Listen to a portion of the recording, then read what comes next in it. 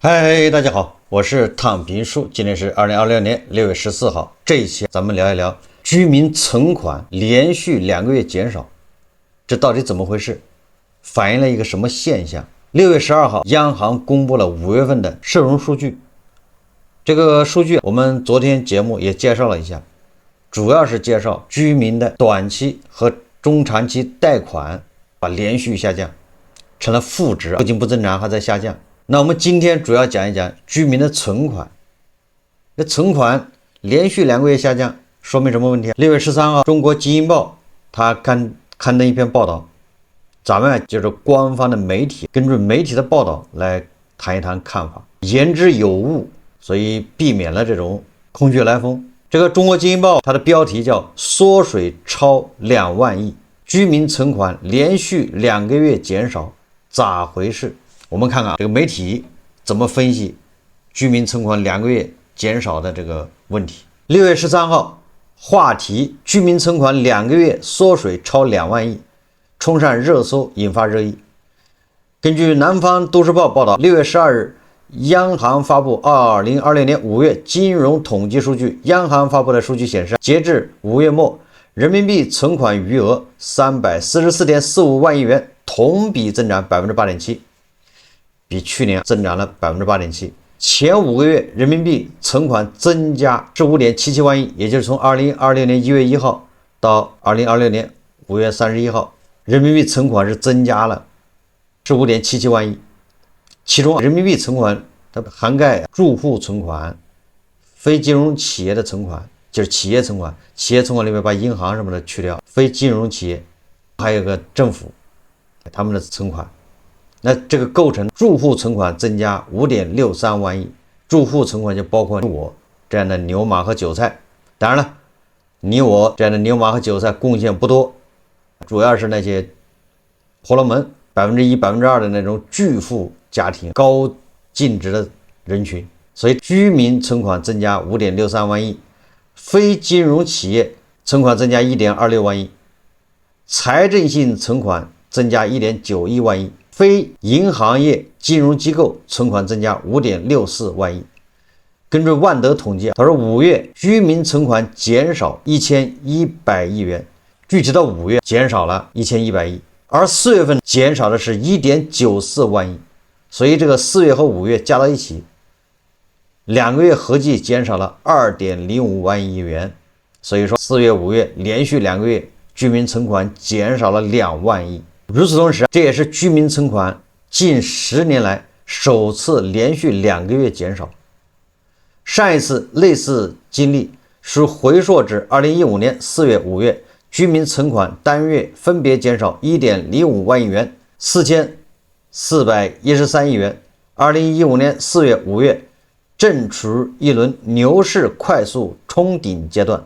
2015年6月，上證指數創下5178高點後，便開始了劇烈調整。也就是這個媒體他認為，你看他10年前也出現過這麼一個情況，連續2個月居民存款在下降，而那一次下降正好伴隨着股市到了高點，後面就開始了調整。那言下之意，那是不是暗示我們這一次4月、5月居民存款下降，是不是存款也進了股市？這當然了，這是媒體的这種不言自明。他說與居民存款相對，代表理財、基金、保險和券商等非銀金融機構存款則連續2個月增長。也就是你看這邊少了，存款這邊下降，但是這邊葫蘆起來了。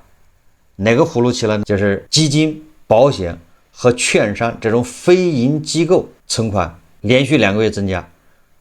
那言下之意，因為這些都是理財，那就是居民把自己存款搬家了，從固定的存款搬到這些基金、保險、券商，这些券商炒股就搬到這兒去了，造成人家這兒存款增加了，人家這兒的，這就是居民的存款搬家，這就是媒體的意思。正好你這邊連續2個月下降，這邊連續2個月增長。數據顯示，2020年4月、5月非銀金融機構存款分別增加 2.47 萬億、1.14 萬億。合計增加 3.61 萬億元。值得一提的是，6月12日，中國結算發布了2025年年度報告，報告顯示2025年全年新增投資者1300 86.95萬，其中新增自然人投資者1382.84萬。2025年期末投資者為25067.29萬，也就是這個2.5億，比上年增加5.86%。2024年數據是全年新增投資者1274.28萬，其中新增自然人投資者1272.24萬。2024年末投資者為23680.34萬，就是2.36億，比上年增加5.69%。中國結算解釋稱，期末投資者數量指持有未註銷、未休眠的 A 股、B 股賬戶的一碼通賬戶數量。2025年末開立信用證券賬戶的投資者為784.48萬，本年新開信用證券賬戶69.65萬，銷戶5.55萬。說歷史數據顯示，2015年是 A 股一個重要年份，這一年新增投資者數量2616萬，是近10年來最高點。2016年底，投資者數量首次破億，達到了1.18億。2022年底，投資者數量首次突破2億，達到了2.12億。那麼文章認為，截至2025年末，中國結算登記存管的滬深證券交易所證券總市值137.8萬億，北京證券交易所的市值是8694億元，全國股份轉讓系統證券總市值是19780億元，這個3板，其中滬深 A 股總市值107.84萬億，B 股總市值1114億元。2024年，中國結算代發 A 股現金紅利家數是1734家，深市2016家，這一大堆數字，總之是資本市場。所以，國盛證券分析師楊業偉認為，居民存款增速下降或僅為金融資產配置結構轉變的結果，但總體儲蓄意願並未改變。什麼意思呢？他說，老百姓大家還是願意存錢的，基本上還是要存錢，但是居民存款連續2個月下降，應該是金融資產配置結構轉變，也就是很多老百姓把存款轉移出去了，存款搬到證券賬戶、保險賬戶、基金賬戶。他表示，目前就業與收入承壓背景下，人均消費支出增速降幅明顯大於人均可支配收入。現在大家消費的支出就不漲了，人均可支配收入還在漲，那也就是錢不就結余下來了嗎？你掙得多了，花的少了，儲蓄意願仍較高。為什麼呢？大家把这錢就存進去了，因而居民整體儲蓄依然在增加，而居民儲蓄中房地產銷售連續放緩，則更多儲蓄體現為金融資產。國盛證券他說的樓市低迷，房地產銷售放緩，也就是無視小陽春，各地創了幾年的新高。他說，居民儲蓄中房地產銷售持續放緩，則更多儲蓄體現為金融資產。在居民存款下降的同時，居民以其他形式持有的金融資產持續增加，也就是保險、證券、基金。楊業偉進一步分析，據測算，2026年1季度，居民持有理財、貨基、債基、股基和保險分別同比增加2.5萬億、1.7萬億、0.7萬億和0.4萬億和1.9萬億，合計7.1萬億元。居民存款收益的下降，推動資金更多進入到這些非銀資管產品，也就是銀行的利息在下降啊，導致很多人動搖了，把存款搬家進入這些非銀資管產品，因而整體居民儲蓄依然在增加，只是儲蓄形式發生了變化。5月4號說，工商銀行、農業銀行、中國銀行、建設銀行4大國有銀行同步落地新一輪人民幣存款利率調整。這是繼5月1日起全國存款計息新規落地後，國有大行年內又一次重磅利率動作，正式宣告國內長期存款全面邁入一字頭的時代。也就是說，這個針對我們4月份、5月份居民存款連續2個月下降，這種反常現象，這是近10年來第一次。媒體還有券商給給出來解釋，他這個解釋偏樂觀。什麼叫偏樂觀？也就是這個居民存款下降是因為存款搬家。為什麼搬家？存款利息在下降，所以很多人就受不了了，把自己的錢挪到这個證券賬戶買保險、買基金，同時這些都在增加。這個解釋是偏樂觀的。為什麼叫偏樂觀？也就是好像這是儲戶，這是牛馬韭菜一種，基於利息下跌，那邊股市漲，一種優化組合的，把自己的這個金融資產進行優化調整。我存款少一點，股市稍微多配一點，這叫配置。保險配一點，基金再配一點，免得全部配存款，存款的利息低，不就吃虧嘛？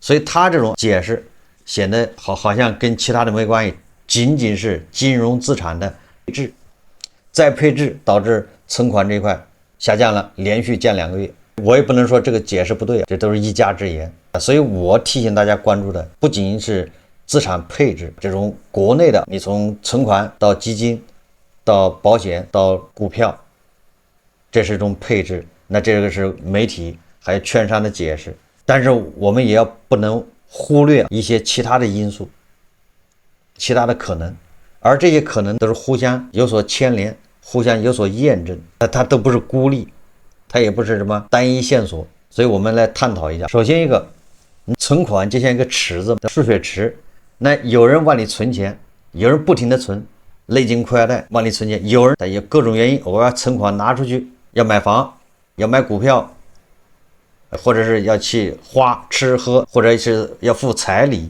有進有出。但是有人一直來說，我們都是勒緊褲腰帶，所以出的少，進來的多，所以我們的存款就是一直在增加，這沒毛病。那現在這2個月出去的多，進來的少，或者進來的沒變，但是出去的多了，那你存款也在下降。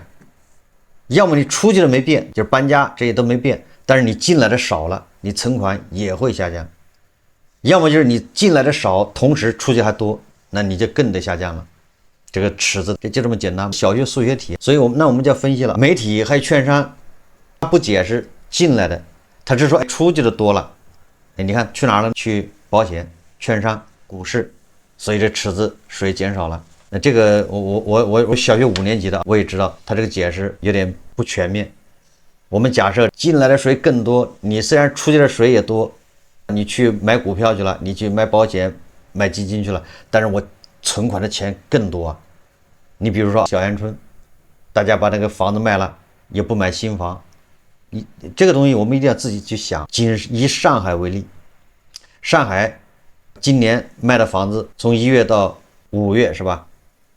或者是我們說4月5月，上海賣的房子二手房是超過5萬套，4月份是2萬9吧，還是3萬？5月份是2萬8，反正大概5萬多套，不到6萬套。我們就按它的70%是200萬一房子，我們就都按200萬算，什麼概念？僅4月5月這2個月，上海二手房它就賣出去了至少1500億，而4月5月上海的新房並沒有賣多少，也就是這些人把房子賣掉1500億，這些原來的房東是吧？業主把房子賣掉之後，他並沒有去買新房，新房的鼓包他也起來了，他沒有買新房，那這些人把錢幹啥去了？大家想一想，如果大家都把錢往存款的池子裡放的時候，你流出的錢多，你依然阻擋不住那個池子水在增加。所以大家記住了，所以我們媒體和券商說我們很多錢去流到股市了，流到基金還有保險了，這個不足以解釋。所以我們第一個要分析進池子的錢有沒有在減少，也就是我們收入。所以我們也反過來思考，我們居民存款4月5月的連續下降，是不是意味着我們收入在下降？而收入下降，我們按照官方統計還是可支配收入都在增長，因為那是平均，对不對？那些增長實際上跟牛馬韭菜其實關係不大。比如馬雲收入要增加1倍，那我把我跟馬雲一加一平均，我收入增加還不止1倍。所以說普通人看什麼？我們普通人要看第一個，現在靈活就業3.2億，關鍵是以每年4000萬的速度在增加。你要想一想，這3.2億人他的收入他就都靈活就業啊。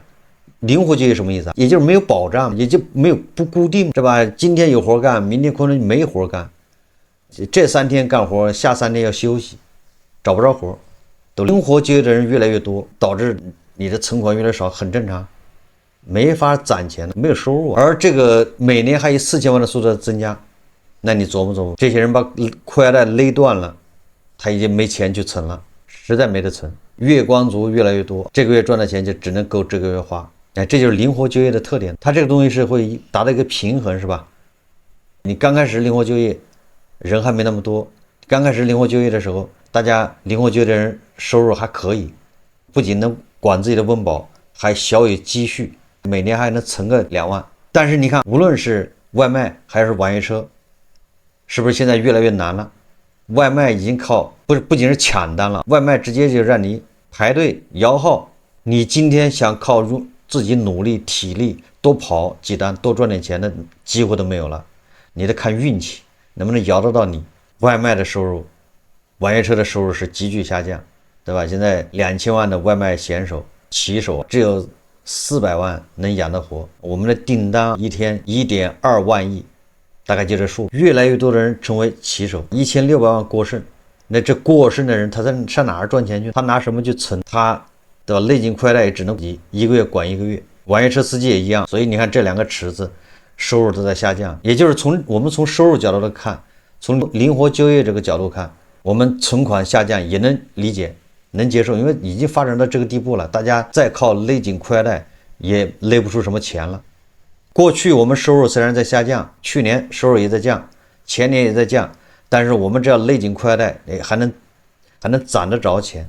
但是現在也就是你把褲腰帶勒斷了，你也攢不出錢了，存款在下降，是不是？這就非常正常。這是第一個，存款下降，實際上就是我們靈活就業的人越來越多，大家收入越來越難，越來越能溫飽，只能解決單月的生活，想存錢也越來越難。第二個，有很多人他的錢並沒有說從存款搬到股市，搬到保險基金，而是外流了。這個很好分析啊，為什麼？因為你追求的是你的存5年的這種存款，定期存款，這些人都是極度厭惡風險。你的選擇存錢了，不管利息是2個點還是3個點，你就是存3個點，你當時存的時候，你就是那種厭惡風險的這種心態，你是追求的本金要保住。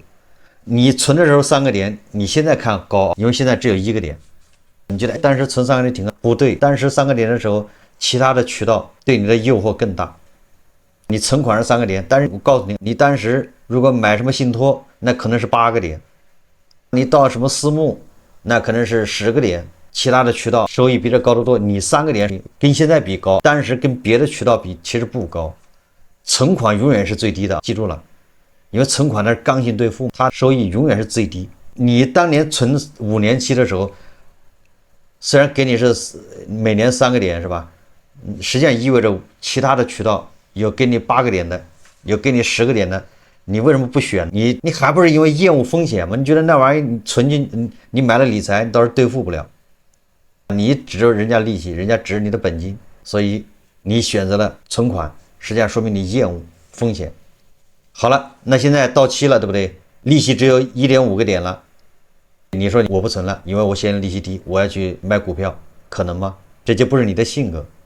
因為你是厭惡風險的，所以即便是1.5個點，你也會選擇存銀行。這就是存款不可能大規模搬家到股市的根本原因。因為既然你的選擇存錢了，你是最討厭那個風險的，你是更關注本金的安全。所以這個時候如果存款要搬家了，它只會搬到什麼？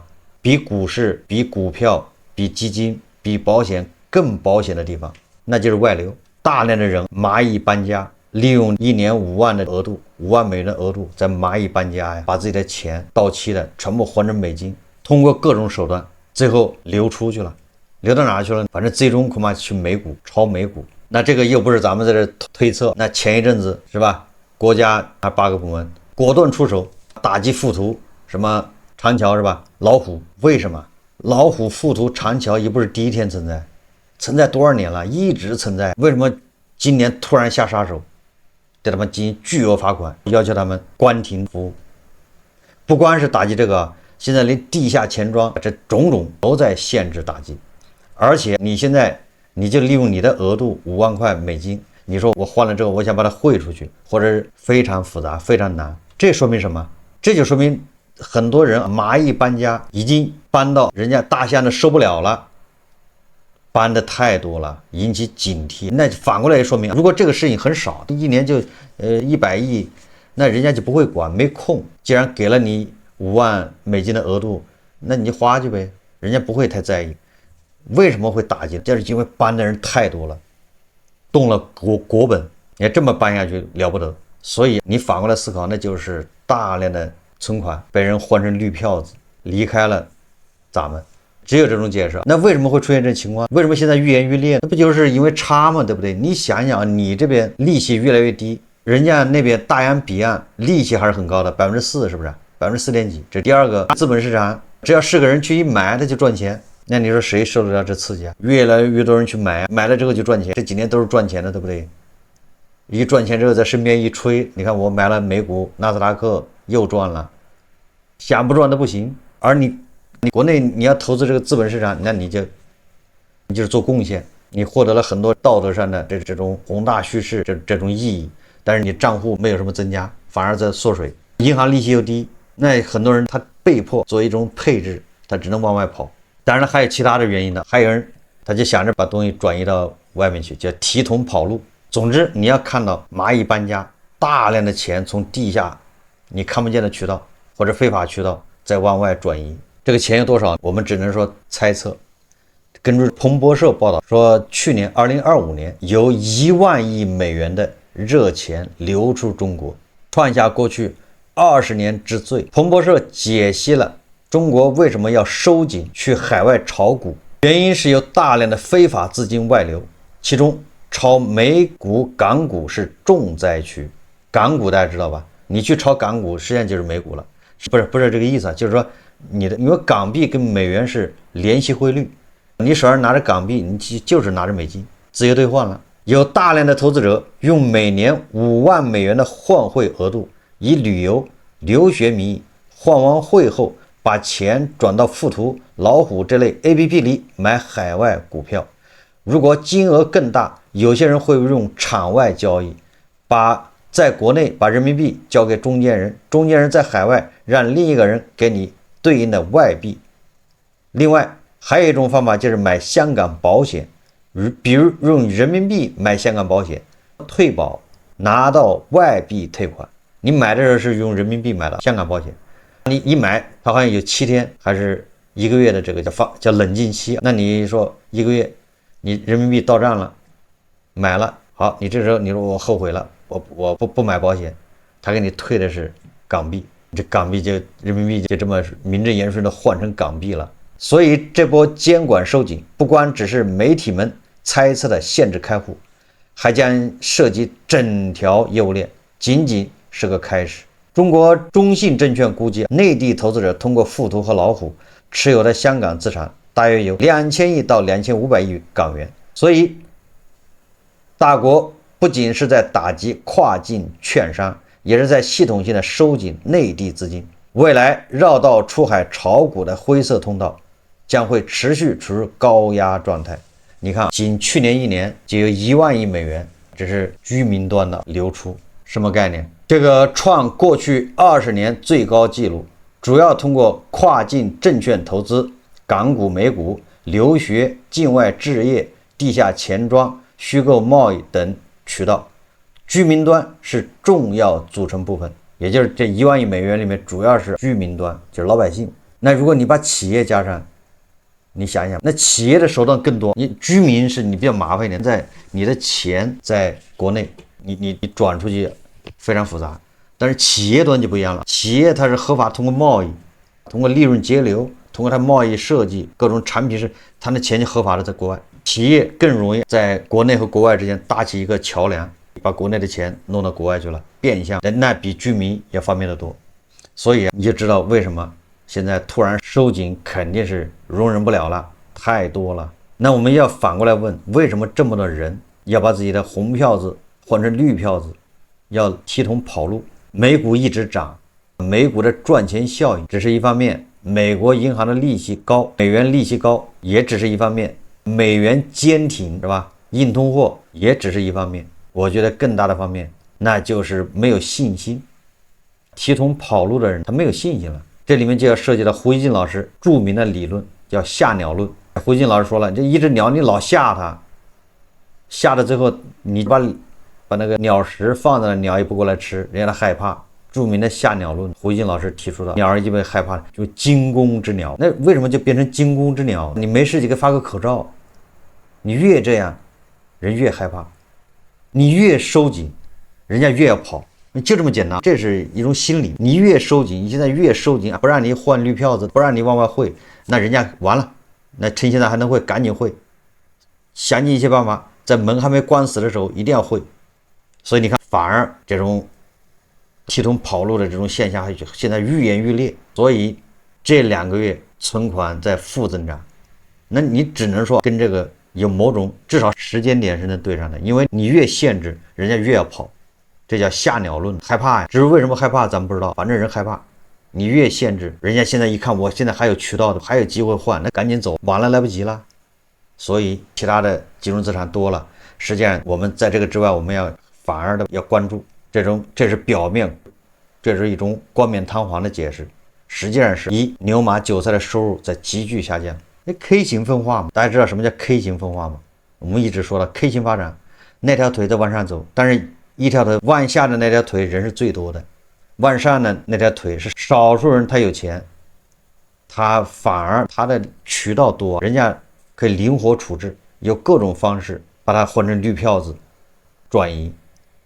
而那條腿最多的人，那條腿是往下走的，這些人他的渠道有限，這樣人是最多，加速下行，這是一個現象，所以導致存款在下降，因為收入下降，而且靈活就業的是1年4000萬的速度在增加。你在這種情況下，你很難想象說存款還一直漲，誰的存款在增加呢？是 K 型那條腿的人存款在增加。但是這些人他一看嚇鳥論，這人一看我還是把它換成什麼綠票子，還是準備提桶跑路，所以導致存款在下降。歸根結底是沒有信心，一個是收入下降，一個是信心沒有了。這個信心跟什麼有關？那這是多方面的，它會形成一個惡性循環。越這樣，他越不讓你說，你越害怕，越覺得有問題。越不讓你往外匯錢，人家越要往外匯；越不讓你換綠票子，人家越要換；越不讓你提桶跑路，人家越要跑得更快。所以它就形成一個惡性循環。惡性循環誰也沒招。所以我覺得最不靠譜的解釋就是這些存款去炒股了。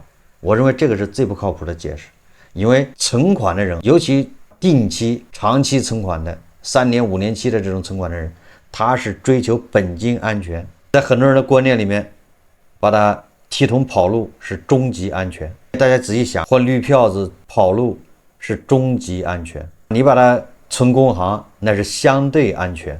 所以你看现在想離開的人是越來越多，這也不能怪我，要是20多歲，那我也願意離開，我跑到日本，跑到新西蘭，跑到加拿大找一活，我去幹個藍領，反正我在這也沒工作，反正我在這也捲牛馬，完了動不動還戴個口罩，還得感謝，那我就去加拿大吧，或者日本，我可以捲，但在那兒捲，你捲的有結果啊，真正能體會啊，一份耕耘一份收穫。